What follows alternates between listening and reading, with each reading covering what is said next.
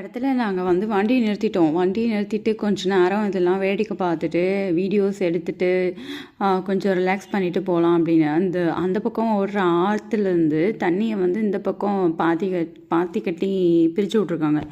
அதெல்லாம் வேடிக்கை பார்த்துட்டு இருந்தோம். கொஞ்சம் நல்லா ரோட்லலாம் மழை தெரியுது பாருங்களேன். மழை பெஞ்சு ஈரமாக இருக்குது, ஈரம் காய்ச்சி நிற்கிது. ஆனால் வந்து இங்கே நல்லா சடன்னு பெஞ்சாதான் நல்லா மழை இறங்கும் போல். அந்தளவுக்கு காடு மாதிரி வளர்ந்து நல்லா அழகாக இருக்குது.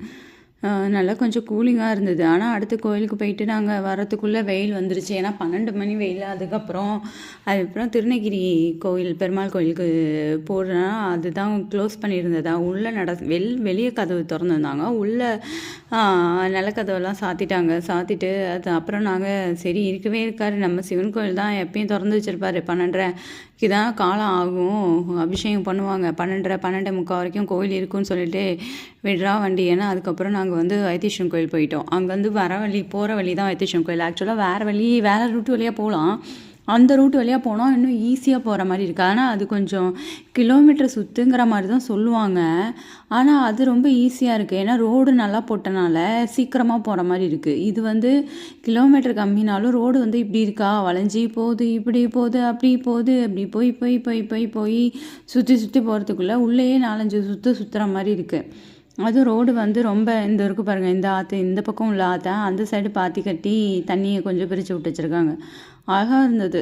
இந்த பக்கம் வந்து இது, அந்த பக்கம் இது அப்படின்ட்டு. இதுதான் மெயின் ரோடு வந்துச்சு பாருங்களேன். 2 ரோடு. ரைட்டில் பிரிஞ்சால் பூம்புகார் போகும், லெஃப்டில் பிரிஞ்சால் சீர்காழி வரும். அந்த ரோடு இது கனெக்டிவிட்டி வரும்.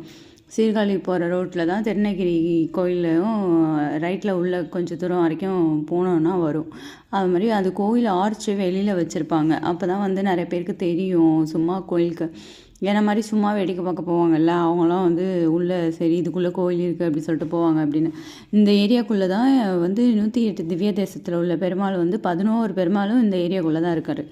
அவ்வளோ அழகான ஒரு ரம்மியமான ஒரு இடம். எனக்கு ரொம்ப பிடிச்ச ஒரு இடம். இந்த இடத்துக்குள்ளே போனாலே வந்து ரொம்ப அழகாக இருக்கும், ரொம்ப அமைதியாக இருக்கும். ரொம்ப வந்து வண்டி மூமெண்ட்ஸே அதிகமாக இருக்காது. ஏன்னா அங்கே விவசாயம் பார்க்குறவங்க, அங்கே வேலை பார்க்குறவங்க அவங்க மட்டும்தான் இருப்பாங்க. அதுவும் இல்லாமல் பொழுதன்னைக்கும் நிறையா ஆளுங்களும் இருக்காது. அவங்கவுங்க இந்த மாதிரி கோயிலுக்கு வந்துட்டு போகிறவங்க, காரில் போகிறவங்க இந்த மாதிரி தான் வருவாங்க. பாக்கியெல்லாம் அங்கே உள்ள பீப்புள்ஸ் மட்டும்தான் இருப்பாங்க. அதனால ரொம்ப கொஞ்சம் அமைதியாக இருக்கும் அந்த இடமே.